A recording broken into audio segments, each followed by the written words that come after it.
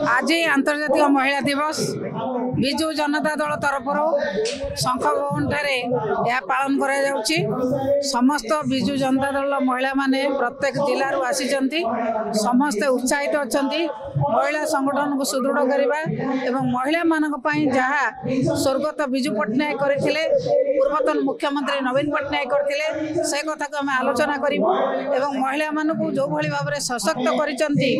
नवीन पट्टनायक से कथा आम घरे घरे पहुँचेबू विजु महिला जनता दल को आहरी सुदृढ़ करूँ संगठित करूँ केपर ना नवीन पट्टनायक जो भाई भाव में महिला मान सशक्त कर